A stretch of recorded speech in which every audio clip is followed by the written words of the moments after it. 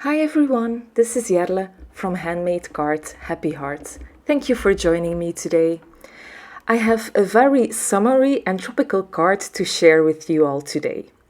Now here I am showing you all the stamp sets and all the other supplies I am using for this card.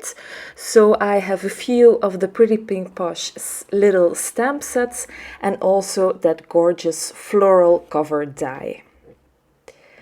Now, off camera, I already stamped down all of my images using VersaFine Onyx Black ink. I stamped them onto Bristol Smooth cardstock. Now here you can see I already die cut that slimline floral cover die, and it's just gorgeous. I taped down my cold press watercolor paper onto my board. Then I am taking my Gansai Tambi watercolors. I chose a kind of pink shade and a darker purple shade, and then kind of a shade that was in between to get the transition just right. Now, first of all, I took a very large paintbrush and I wetted the entire paper just with some clean and clear water. Then I am taking out my colors, one before the other one. So first the pink one, then the light violet one, and then the violet one. And then I am just taking those colors and dropping them onto my paper. When I finished that first layer, I took out my heat tool and dried my whole panel. And then I just went over it with the same colors again. Now, when you use watercolors, when the panel is dry, those colors kind of fade out a little bit, so you definitely need more layers of watercolor. So I think I repeated this process about 3 or 4 times even, until I was happy with that whole coloring.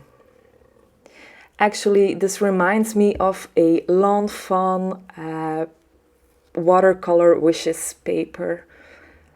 I really like it.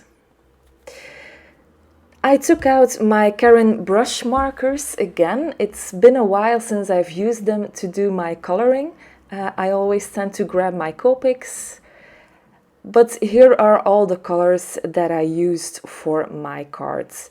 I won't be showing you the whole coloring process, but I thought it was very useful for you to show you which colors I used.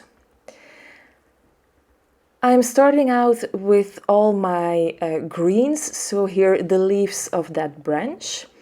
And I'm taking that light green marker and then blending it out with my blender brush, which is also included in that Karin Brush Marker Pro kit. Now, I didn't quite like the shading I got. I thought the shading wasn't quite enough, so I actually went over it again with a darker marker, as you see me do in a little while.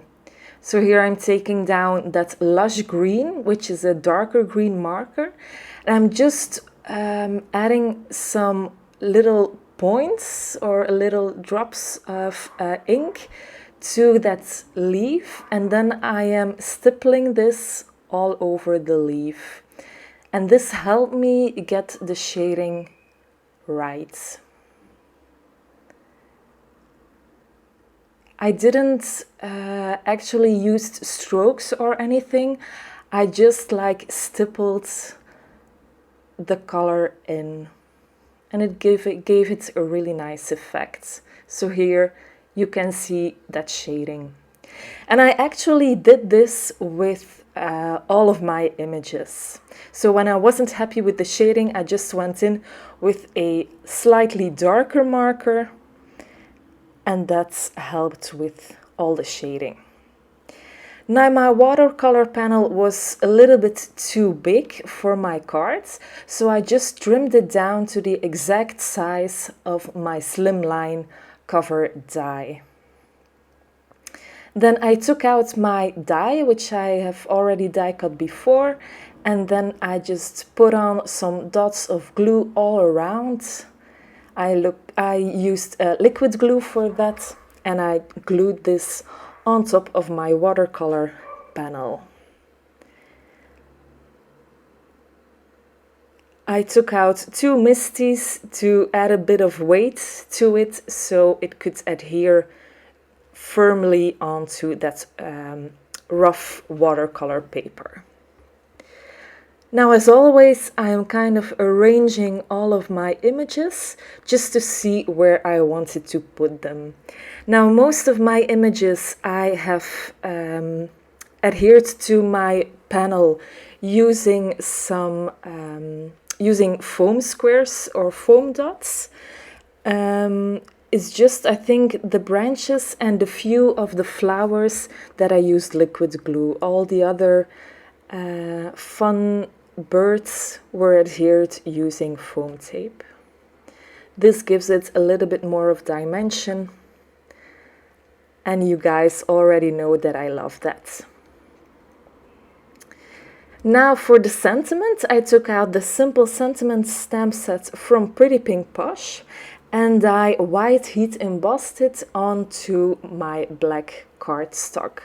Then I die cut it out using a sentiment banner, and I used the Reese foam strip also to adhere it to my card. Then I just needed my card base, and then I foam mounted my whole card panel on top of that card base. As you can see, this turned out to be a very colorful and summery card, but we haven't really had a great summer here in Belgium, so I am totally not ready for fall or winter, so that's why I made another summery card.